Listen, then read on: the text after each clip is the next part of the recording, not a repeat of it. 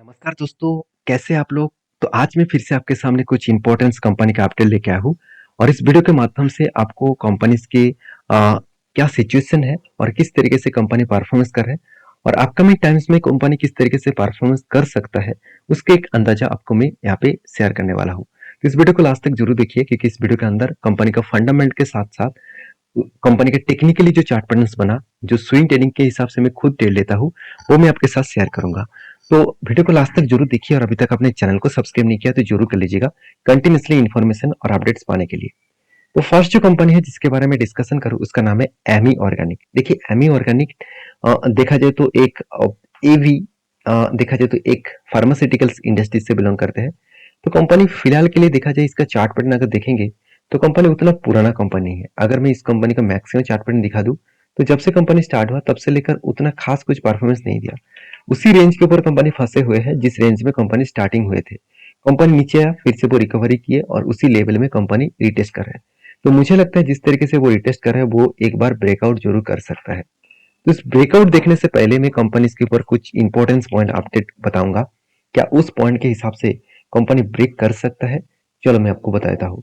Company का P ratio industries P ratio से बहुत ज्यादा है, डबल के आसपास है। अगर मैं इसी पी रेशियो को यहाँ पे आपके साथ शेयर करूँ कंपनी का पी रेशियो के हिसाब से, तो एक टाइम कंपनी का पी रेशियो हो गया था करीबन 78 के आसपास और आज कितना पी रेशियो है? करीबन 55 के आसपास। तो एवरेज पी रेशियो निकल के आ रहा है कितना? 50 के आसपास। थोड़ा सा पी रेशियो हाई वैल्यूएशन में देखने को मिला है। अभी कंपनीज के बाकी पैरामीटर्स के बारे में बात करूं जैसे आरओसी आरओई बेस्ड है, कंपनी का कर्जा एकदम जीरो है, इनकम भी है, प्रोमोटर के पास होल्डिंग्स भी है। अभी कंपनी के जो क्वार्टरली जो रिजल्ट है उसके बारे में बात करूं तो कंपनी देखिए अलग लेवल का रिजल्ट यहाँ पे पब्लिश किया। हर क्वार्टर्स को कंपनी लगातार ईयर ऑफ ईयर बेसिस में ब्रेक करता गया। अभी देखना ये बाकी है कि सितंबर का जो रिजल्ट आने वाला है, सितंबर क्वार्टर का जो रिजल्ट आने वाला है, उस सितंबर में कंपनी किस तरीके से रिजल्ट को रिप्रेजेंट करते हैं। क्योंकि पहले भी जो सितंबर का रिजल्ट था वो कंपनी अलग लेवल के रिजल्ट यहाँ पे पब्लिश किए थे। तो कंपनी एक्सपेंस को मेंटेन करने के बाद कंपनी की जो प्रॉफिटेबिलिटी है वो देखिए 14 करोड़ से बढ़ के हो चुके थे 15 करोड़, इस बार बढ़ के हो चुके 17 करोड़। यहाँ पे क्वेश्चन मार्क ये आएगा कि सर प्रॉफिट तो हो रहा है, क्या प्रॉफिट बहुत हाई ग्रोथ है? मेरे हिसाब से नहीं है, हाई ग्रोथ नहीं है। क्योंकि देखिए जिसका ओपीएम 24 था 20 था वो घट के हो चुके 17, उसके बाद घट के हो चुके 18%। इसका मतलब एक परसेंटेज वाइज वो करेक्शन देखने को मिला है। और मैं जरूर कहूंगा इस तरीके से कंपनी के ऊपर काम करने से पहले आपको कुछ सोच समझ कर डिसीजन लेना पड़ेगा। अगर मैं बैलेंस शीट के बारे में बात करूं तो कंपनी की जो रिजर्व है वो अलग लेवल का रिजर्व बढ़ता हुआ देखने को मिले और कंपनी का फिक्स्ड एसेट भी बढ़ा और उसके साथ साथ कंपनी का जो फिक्स एसेट के साथ साथ कंपनी का देखिए फिक्स एसेट के साथ साथ कंपनी CWIP भी बढ़ा। इस बार कंपनी 30 करोड़ के आसपास कंपनी पैसा लगा के रखे हैं और एज ए इन्वेस्टर प्रोमोटर से लेकर एफएसडीएस पब्लिक हर किसी के पास इन्वेस्टमेंट है। देखिए एफएस ने क्या किया पिछले बार की तुलना से इस बार थोड़ा क्वांटिटी को ऐड किया और डीएस ने भी देखिए अच्छा खासा क्वांटिटी को ऐड किए। इसका मतलब कुछ ना कुछ तो अपकमिंग टाइम्स में पॉजिटिविटी हो सकता है, जिसके चलते अभी से इन्वेस्टर थोड़ा थोड़ा करके खुद का होल्डिंग्स को बढ़ा रहा है। अभी रही बात इस कंपनी के चार्ट पैटर्न्स का, तो चार्ट पैटर्न्स देखेंगे तो ध्यान से इस चीज को देखना, कंपनी जब से स्टार्ट हुआ तब से लेकर कंपनी अभी करेक्शन हुए थे उसको रिकवरी भी किए। और मैंने तो ये भी बताया कि इस कंपनी के ऊपर एक बिग जर्नी हो सकता है। एक सोल्डर तो वो पहले ही बना चुके हैं, एक कप भी वो बनाने जा रहे हैं और उसके सॉरी एक हेड भी वो बनाने जा रहे हैं, उसके बाद एक शोल्डर भी क्रिएट करेगा। तो एक बड़ा सा धमाका बन सकते हैं। तो फिलहाल के लिए मैं इस कंपनी के ऊपर फर्स्ट जो टेट में मैंने यहाँ पे तो जिस तरीके से यू जैसे पैटर्न क्रिएट हुआ मेरे हिसाब से एक अच्छा खासा यहाँ पे एक ट्रेंडिंग बन सकते हैं।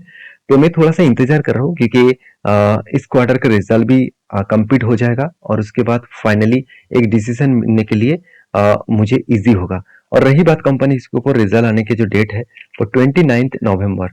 तो बहुत टाइम बाकी है अभी भी रिजल्ट आने में, तो इसके लिए आपको इंतजार करना पड़ेगा। अभी तो अक्टूबर चल रहा है, उसके बाद नवंबर आएगा, तो थोड़ा सा टाइम बंद होने के बाद ही रिजल्ट आ सकते हैं। तो इसके लिए आपको थोड़ा सा इंतजार करना पड़ेगा। और इस कंपनी के ऊपर जो जो व्यक्ति एज ए लॉन्ग टर्म के लिए सोच कर रखा है तो मेरे हिसाब से आपको कुछ पॉजिटिवली मोमेंटम जरूर देखने को मिल सकता है, क्योंकि इस कंपनी का जो फ्यूचर विजन है वो थोड़ा सा अलग लेवल का है। तो नेक्स्ट जो कंपनी है जिसके बारे में डिस्कशन करूँ उसका नाम है बीएससी लिमिटेड। देखिए बीएससी के ऊपर में जब से वीडियो बना रहा हूँ तब से लेकर मैं एक ही बात आपको बताते आया हूँ कि इंडिया के सबसे पुराना एक्सचेंज है। कंपनी स्टार्ट हुए थे 1875 में। 1875 में कंपनी स्टार्ट हुई थी। सोचिए कंपनी, आप देख सकते हैं BSc the first ever stock exchange in Asia. तो एशिया के सबसे पुराना स्टॉक एक्सचेंज है 18 सेंचुरीज में 1875। तो जब ब्रिटिशर था, जब ब्रिटिश पूरा के पूरा इंडिया में राज कर रहे थे, उस टाइम से स्टॉक एक्सचेंज स्टार्ट हो गए थे। तो तब से लेकर काम कर इस मतलब एक्सचेंज। और आप सभी जानते हैं बीएससी में 5,000 से भी ज्यादा कंपनी लिस्टिंग है। अभी तो 5 नहीं है, और भी ज्यादा हो चुके हैं। तो टोटल इस कंपनी का जो ग्रोथ पोटेंशियल है वो हाई है, क्योंकि इंडिया में सिर्फ 2.5 से 3% लोग डायरेक्टली स्टॉक मार्केट में निवेश करते हैं। डायरेक्टली स्टॉक मार्केट में निवेश करते हैं। और अमेरिका में 55% के आसपास स्टॉक मार्केट में निवेश किया जाता है। यूके में करीबन करीबन 35% के आसपास लोग डायरेक्टली स्टॉक मार्केट में निवेश करते हैं। तो सोचिए कितना बड़ा फर्क है, कितना बड़ा अंतर है। इस अंतर को घटाने के लिए बहुत सारे ट्रेडर्स को, बहुत सारे इन्वेस्टर को स्टॉक मार्केट में डायरेक्टली निवेश करना होगा। तो जब इंडिया का ग्रोथ हो रहा है और इंडिया में सबसे ज्यादा यूथ देखने को मिलता है और कम एज की मतलब यहाँ पे कम एज की आपको पब्लिक देखने को मिलेगा, पॉपुलेशन देखने को मिलेगा। उस हिसाब से यूथ का एक हमेशा एक फोकस रहते हैं, उसको जल्द से जल्द मनी अर्निंग करने का एक नशा होता है। तो उस टाइम, उस सिचुएशन में देखा जाए, वो उसी को ढूंढता है जहाँ पे फटाफट पैसा बनेगा। उसको ये नहीं पता है कि कहाँ पे पैसा बनेगा, कहाँ पे पैसा घटे, मतलब लॉसेस जाएगा। वो सब सोचता नहीं, वो हमेशा पैसा अर्निंग करने के लिए कुछ ना कुछ सोचते रहते हैं। तो मुझे लगता है आज जो स्टॉक मार्केट में इतनी ज्यादा मतलब डीमेट अकाउंट ओपन किया गया, अब एक रिसर्च के माध्यम से ये बताया जा रहा है कि ज्यादा से ज्यादा मतलब कम एज के जो मतलब देखा जाए तो 18 से लेकर 30 टू 35 इस एज तक लेकर ज्यादा से ज्यादा लोग स्टॉक मार्केट में अकाउंट ओपन करके काम कर रहा है। तो देखिए कितना लॉस हो रहा है, कितना प्रॉफिट है, वो अलग बात है। तो एक बात तो क्लियर हो रहा है कि लोग इस स्टॉक मार्केट को पॉजिटिवली देख रहा है। तो जब एक्सचेंज के ऊपर कोई प्रोडक्ट के ऊपर काम करेंगे तो डायरेक्टली फायदा आपको बीएससी और एनएससी को ही फायदा मिलेगा। तो मैं इस कंपनी के ऊपर बुलिश इसीलिए हूँ क्योंकि कंपनी का पी रेशियो भी अच्छा खासा हाई लेवल में देखने को मिलने के बाद भी लोग इस कंपनी के ऊपर कंटिन्यूसली बाय करते जा रहे हैं। कंपनी का डेप्थ एकदम जीरो है, कंपनी का इनकम भी अच्छा खासा है, प्रोमोटर के पास होल्डिंग्स नहीं है।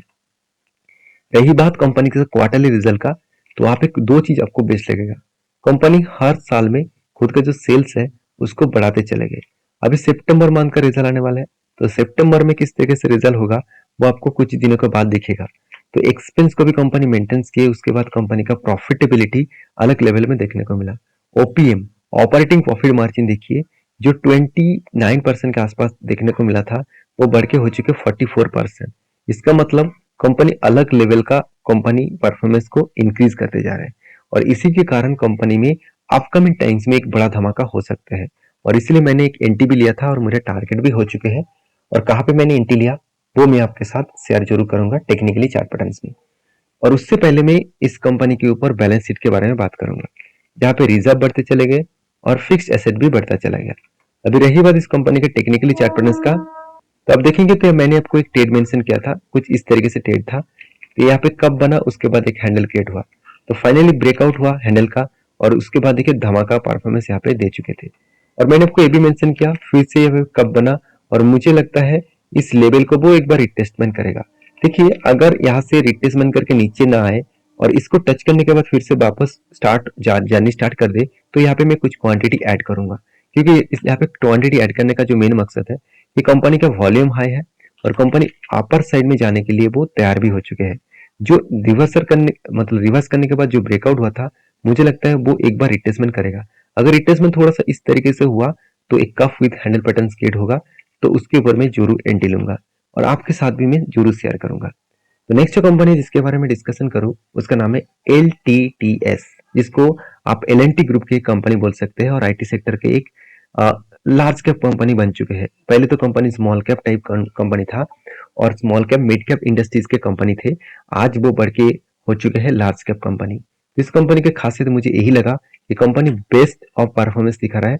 और कंपनी देखिए ट्रांसपोर्टेशन, इंडस्ट्रियल प्रोडक्ट्स, उसके साथ telecom, high tech solutions, media, medical और इस तरीके से प्रोजेक्ट के ऊपर कंपनी काम कर रहा है। और सबसे मजेदार बात यही है कि कंपनीज के ऊपर सबसे ग्रोथ पोटेंशियल आने का चांसेस है, क्योंकि कंपनी ये भी बता रहा है कि कंपनी अपकमिंग टाइम्स में बड़े से बड़े प्रोजेक्ट के ऊपर कंपनी काम कर रहे हैं।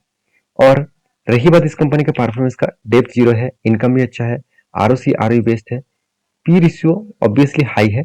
और कंपनी के क्वार्टरली रिजल्ट देखेंगे तो आपको आसानी से आपको सारी चीज देखने को मिलेगा। कंपनी अलग लेवल का यहाँ पे सेल्स को इंक्रीज किया, अलग लेवल का कंटिन्यूसली सेल्स लगातार वो बढ़ाते चले जा रहे हैं ईयर ऑफ ईयर बेसिस में। और ऑपरेटिंग प्रॉफिट मार्जिन भी कंटिन्यूसली कंपनी 20% के आसपास देखने को मिला। नेट प्रॉफिट भी लगातार बढ़ते चले गए, प्रॉफिटेबिलिटी लगातार इस तरीके से कुछ बढ़ता हुआ देखने को मिला है। और कंपनी के एज ए इन्वेस्टर, प्रोमोटर से लेकर एफआईडीएस पब्लिक, हर किसी के पास आपको इन्वेस्टमेंट दिखेगा। तो मैं एक चीज जरूर कहूंगा इस कंपनी के ऊपर कि कंपनी में दम है और पोटेंशियल भी है, क्योंकि आपको 2 पॉइंट्स में आपको क्लियर हो जाएगा। पहली, रिजर्व देखिए 2 करोड़ था 2015 में, आज कितना है? करीबन 5,000 करोड़ के आसपास। तो कहां से कहां तक जर्नी कंपनी किया, और वो भी 7 सालों के अंदर अंदर। और देखिए कंपनी के बोरिंग्स के बारे में बात करूं तो जो कर्जा कंपनी का 200 करोड़ के आसपास था, आज वो बढ़ के हो चुका है 450 करोड़। तो यहाँ पे आप क्वेश्चन जरूर करेंगे, मुझे पता है कि सर कर्जा बढ़ा तो यहाँ पे क्या खतरा है? कर्जा कितना बढ़ा? ये 10 टाइम्स कंपनी का कर्जा कम है रिजर्व से। रिजर्व 5,000 करोड़ और कंपनी का बोरिंग्स 500 करोड़। तो कितना बड़ा अंतर आप देखिए।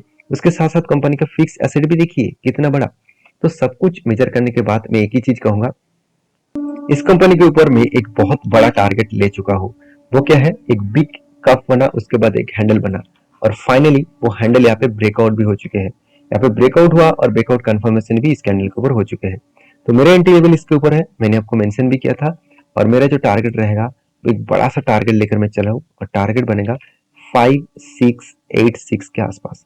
और ये टारगेट अगर अचीव हुआ, यहाँ से अगर यहाँ तक टारगेट अचीव हुआ, तो मुझे टारगेट मिलेगा करीबन करीबन 33% के आसपास।